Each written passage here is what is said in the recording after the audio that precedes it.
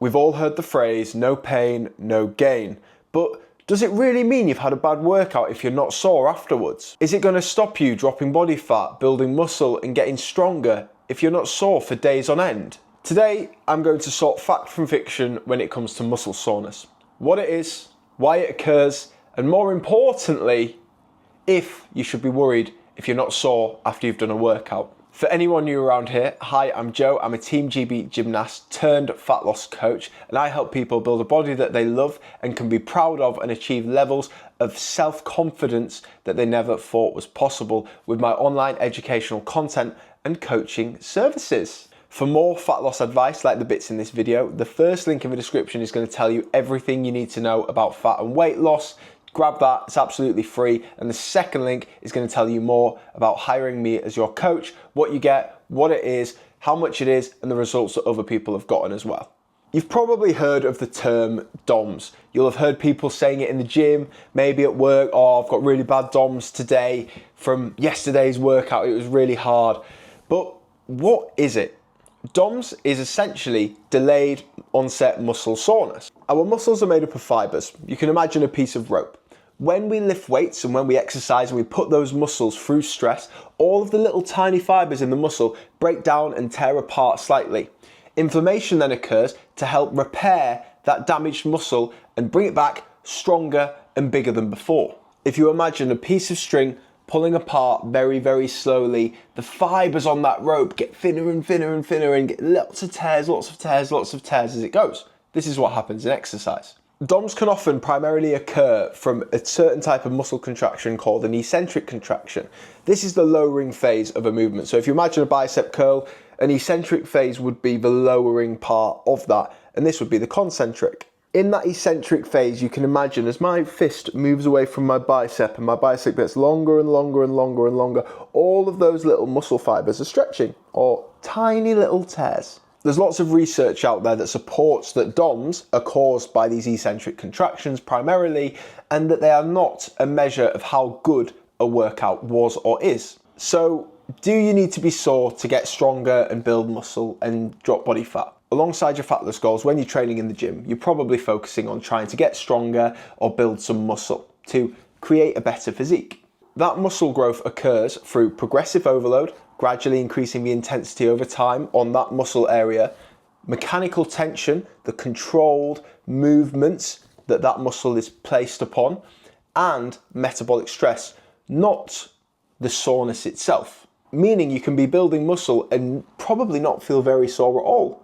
It all depends on the type of contractions you're doing. If you have a massive workout which is filled with loads of those slow, controlled, eccentric contractions, you're probably going to feel pretty sore. Soreness probably shouldn't be your goal or the aim of a session.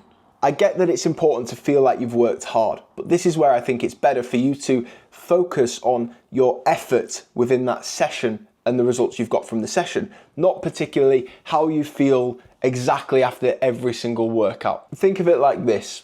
More often than not, when you get sore from a workout, it's when you've done something different, you've shocked your body, if you like, you've followed a completely different training plan, you've got a new workout in there, you've got a new exercise that you've not done for a while, you've gone and done a completely different thing.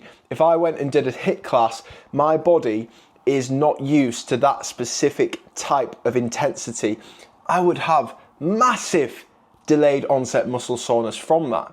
Your body adapts and changes to what you do. So if you've been training for a few months, maybe a few years, depending on your experience level, you may remember and think, oh, actually, I've not been sore for quite a while. That's not necessarily a bad thing. If you're still seeing progress in all the other areas, you're dropping body fat, you're building muscle, your progress pictures are changing, your measurements are changing, don't suddenly change everything you're doing just because you've not been sore. If you're training at the right intensity and the muscles are progressively overloaded, so what you're doing is getting harder and harder gradually over time in whatever way you're doing that, this is the most important thing, not whether you are sore or not. After a period of time doing the same exercises again and again, your body adapts, your muscles adapt to what it's doing. This is called the repeated bout effect, and it's well researched.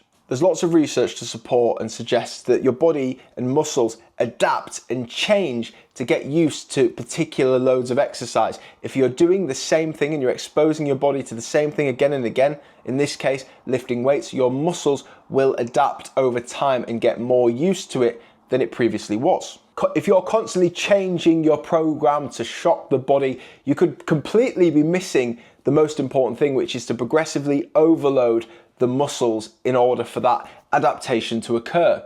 If you're changing your plan every 2 weeks because you've stopped getting sore from the workout, you're probably going to miss this completely. If you're just aiming to get sore, you're probably going to be overtraining, which can lead to burnout and injury, and nobody wants that. Have a think of it like this.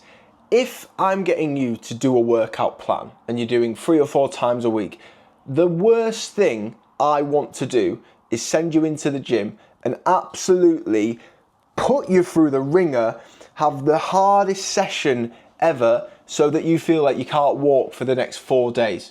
That is not going to be helpful. Think about how much that could impact the rest of your week, the next session. I want to achieve the maximum amount of muscle stimulus, the maximum amount of intensity for as little work as possible. That is what is going to create a well-rounded, successful training program. You don't want to be leaving the gym feeling like you can't walk up the stairs.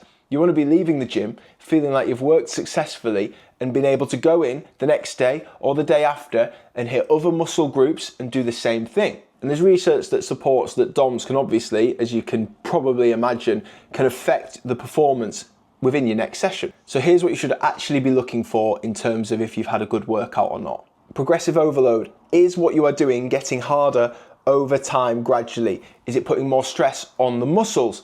The tension, is it getting harder? Effort or RPE, whatever you want to call it.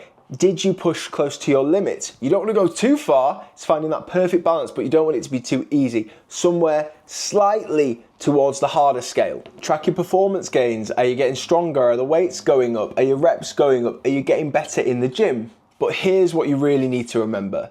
Besides your gym training, when you're training to lose fat, the most important thing is every single thing you are doing outside of the gym. Are you in a calorie deficit? Are you staying consistent? Are you having adequate sleep? Are you hitting a high enough protein daily target? These are the things that are actually going to drive your fat loss, not specifically whether you are incredibly sore after a workout. Having a good, well-rounded training routine that is pushing you intense enough and putting and applying progressive overload to your training is going to be enough. You do not need to be crawling out of the gym every single day for the vast majority of you. For more weight and fat loss advice, hit the first link in the description. And if you want to find out more about how I help people lose body fat and feel flipping great, you can check out the second link. There's loads of examples of people I've worked with, what you get, what it is, how much it is, and how it's helped other people. And if you enjoyed this one, thanks, I appreciate it. Subscribe. YouTube is going to suggest a video right here, which is probably talking about fitness, fat loss, and it's probably going to help you, so you should watch it.